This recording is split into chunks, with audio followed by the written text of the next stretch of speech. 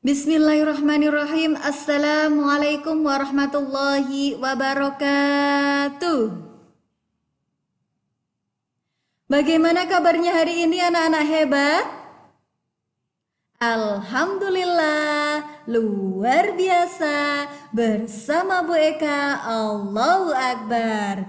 Nah, di sini Bu Eka akan menjelaskan materi kelas 3, tema 1, subtema 4, pembelajaran 2. Di sini Bu Eka akan memperkenalkan ketiga teman kita yang mempunyai arti singkatan yang sangat unik sekali. Nah, yang pertama ada si Arlampa. Nah, Arlampa sendiri yaitu singkatan dari arti lambang Pancasila yang kita pelajari hari ini. Dan si Arlampa dia bersama kedua abangnya. Siapa saja itu? Nah, yang pertama ada Bang Ji. Bang Ji adalah perkembangbiakan pada biji. Dan yang kedua ada Bang Nas, perkembangbiakan pada tunas. Oke, baik. Jadi kita mempelajari ketiga teman kita. Yang pertama Arlampa, Bang Ji, dan juga Bang Nas. Oke, baik sekali. Nah, selanjutnya kita ke menu utama. Nah, di menu utama yang pertama ada tujuan, yang kedua ada materi, yang ketiga ada soal, yang keempat ada kesimpulan, dan yang terakhir ada pesan moral. Kita ke tujuan terlebih dahulu.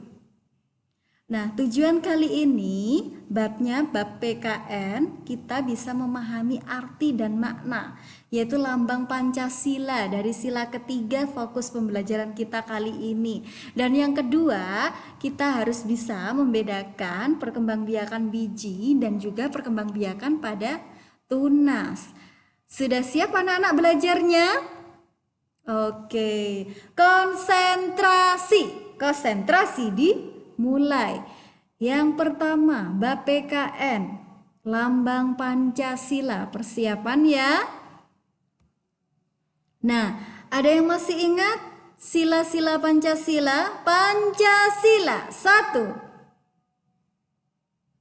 2, 3, 4, dan 5. Keadilan sosial bagi seluruh rakyat Indonesia. Namun fokus pembelajaran kita kali ini yaitu sila ke-3. Bunyinya apa? Bagus. Lambangnya nak? Iya, pohon beringin. Nah, sudah paham semuanya sila Pancasila? Yuk kita bunyikan bersama-sama. Pancasila 1, ketuhanan yang Maha Esa. 2, kemanusiaan yang adil dan beradab. 3, persatuan Indonesia. 4, kerakyatan yang dipimpin oleh hikmat kebijaksanaan dalam permusyawaratan perwakilan. 5, keadilan sosial bagi seluruh rakyat Indonesia. Oke, kasih aplaus semuanya. Nah, selanjutnya kita ke makna. Makna dari Pancasila ke-3 ya. Makna dari Pancasila ke-3. Sudah siap? Oke. Nah, makna sila ke-3 yaitu persatuan Indonesia yang mempunyai makna bersatu dalam keberagaman. Nah, keberagaman itu yang seperti apa sih Bu Eka? Nah, beragam dari mulai suku, budaya, agama, dan lain sebagainya. Contohnya gambar yang di bawah ini nih. Nah, ini beragam. Jadi harus bersatu supaya Indonesia kuat. Nah, bersatu dalam keberagaman adalah makna sila ke-3. Di sini ada 3 contoh perilaku. Yang pertama, contoh perilaku di lingkungan masyarakat, yaitu apa saja kira-kira contohnya? Iya, saling membantu satu sama lain. Yang kedua, ada yang tahu apa? Oke, mengikuti kerja bakti desa atau gotong royong. Yang ketiga apa? Menjaga kelestarian alam. Nah, itu adalah contoh perilaku di lingkungan masyarakat. Yang kedua, contoh perilaku di lingkungan sekolah apa? Ayo. Ia menjalankan piket kelas sesuai dengan jadwal masing-masing. Yang kedua, menghormati budaya lain atau menghormati temannya yang berbeda agama. Terus apa lagi? Saling membantu jika temannya mempunyai kesulitan. Nah, tidak hanya itu saja, namun di sini ada contoh perilaku yang tidak mencerminkan persatuan dan kesatuan di lingkungan sekitar. Contohnya di lingkungan sekolah, apa ayo? Iya, memilih-milih teman, membuli ya. Membuli biasanya kita mengejek atau membuli, terus sombong, acuh, iri, dengki. Nah, itu adalah contoh perilaku yang tidak baik. Nah, sudah paham anak-anak? Baik. Nah, selanjutnya kita beralih ke bahasa Indonesia. Sudah siap semuanya? Iya. Bismillahirrahmanirrahim. Kita beralih ke bahasa Indonesia. Nah, di sini ada cara perkembangbiakan pada tumbuhan, ada 2 macam. Tadi sudah Bu Eka perkenalkan 2 keabang itu. Nah, 2 abang itu siapa saja sih? Nah, yang pertama perkembangbiakan biji. Nah, perkembangbiakan biji yaitu tumbuhan berkembang biak dengan biji ya, dengan biji ya, untuk perkembangbiakan pada biji. Berarti disingkat apa tadi? Bangji, perkembangbiakan pada biji. Yang kedua apa tadi? Perkembangbiakan pada tunas. Nah, perkembangbiakan pada tunas sendiri tumbuhan yang berkembang biak dengan tunas, disingkat dengan Bangnas. Paham semuanya?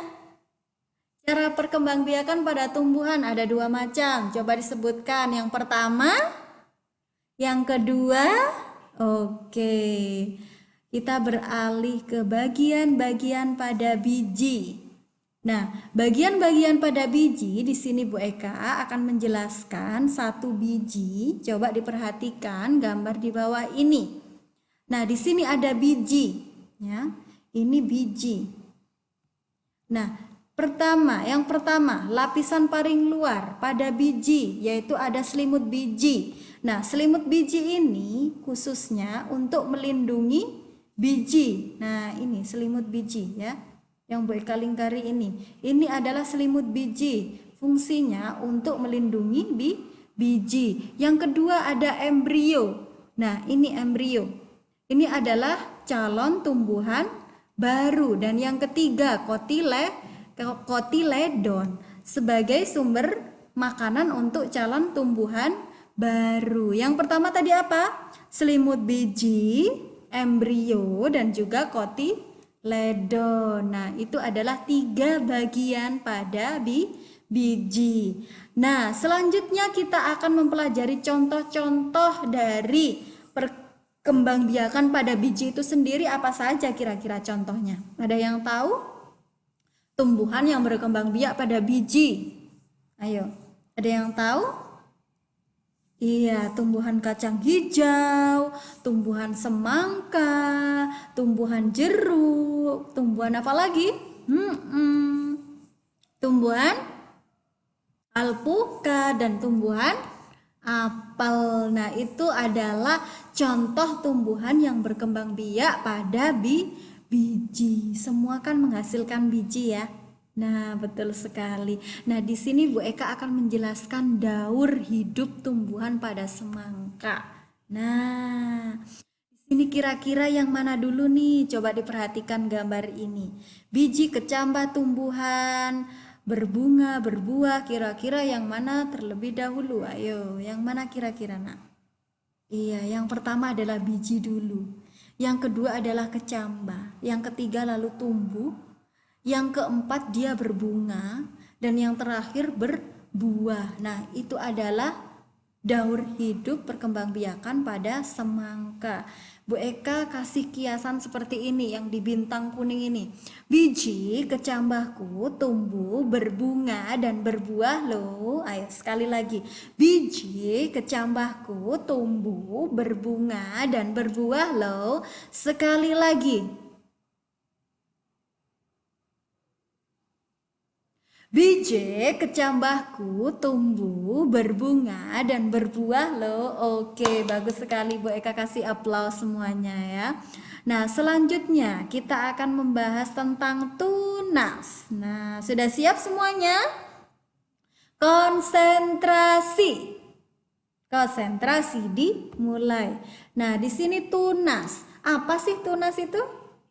Nah, tunas adalah anakan yang tumbuh di dekat tumbuhan induknya. Jadi tunas adalah anakan yang tumbuh di dekat tumbuhan induknya, yang kita singkat dengan Bangnas, perkembangbiakan pada tunas. Nah, perkembangbiakan pada tunas ada 2 jenis. Apa saja kira-kira, ada yang tahu? Iya, yang pertama di dalam tanah ya. Yang kedua di tepi daun. Kalau di dalam tanah kira-kira tunas apa? Nah, kita perhatikan gambar di bawah ini. Di sini ada cocor bebek, ada pisang, ada bambu. Kira-kira yang di dalam tanah itu yang mana? Cocor bebek, pisang atau bambu? Perkembangbiakan pada tunas yang ada di dalam tanah. Kira-kira pisang, cocor bebek atau bambu? Iya, betul sekali, pisang dan juga bambu yang di dalam tanah. Nah, ini sudah kelihatan. Nah, gambarnya. Nah, ini adalah tunasnya. Sedangkan yang cocor bebek adalah di tepi daun. Nah, kita lihat gambarnya. Ini adalah tunas yang kecil-kecil ini. Nah, ini adalah tunas. Dia berkembang biak di tepi daun. Beda dengan di dalam tanah ya. Dia tumbuh di dekat induknya, ini di dalam tanah seperti itu. Paham anak-anak? Yang di dalam tanah contohnya apa? Pisang dan bambu. Sedangkan yang di tepi daun cocor bebek. Oke, baik. Konsentrasi. Oke, nah selanjutnya kita akan memasuki evaluasi tema 1, subtema 4, pembelajaran 2 dengan cara scan barcode di bawah ini ya. Nah, ini barcode-nya. Selamat mengerjakan anak-anak hebat. Semoga kalian semua mendapatkan nilai yang memuaskan. Amin amin ya robbal alamin. Nah, di sini ada Pak Simpul yang ingin menyimpulkan materi kita PKN dan Bahasa Indonesia. Yang pertama, PKN. Sila ketiga, lambangnya apa anak-anak? Iya. Nah, tadi kan ada 2 contoh perilaku di lingkungan masyarakat dan juga contoh perilaku di lingkungan sekolah. Nah, yang kedua ada bahasa Indonesia. Yang tadi cara perkembangbiakan pada tumbuhan ada 2 macam. Yang pertama Bang siapa? Iya, Bang Ji. Yang kedua Bang Nas. Nah, Bang Ji dan Bang Nas di sini perkembangbiakan pada tanaman semangka ya. Biji kecambahku tumbuh, berbunga dan berbuah loh. Nah, itu adalah makna kiasan yang kita agar bisa menghafalnya. Nah, yang kedua, pertumbuhan dan perkembangbiakan pada tunas ada 2 jenis tadi. Yang pertama di dalam tanah, yang kedua di mana? Di tepi daun. Contohnya kalau di tepi daun apa? Iya, cocor bebek. Kalau di dalam tanah, bambu dan pisang. Oke, baik sekali. Nah, di sini ada pesan moral. Nah, Bu Eka minta Indonesia ini bersatu melawan COVID-19 dengan cara kita mentaati aturan dari pemerintah. Dan juga saatnya kita penghijauan mulai dari lingkungan sekitar kita. Oke, terima kasih anak-anak semuanya. Semoga bermanfaat. Bu Eka, Arlampa, Bang Ji, dan Bang Nas akhiri. Wassalamualaikum warahmatullahi wabarakatuh.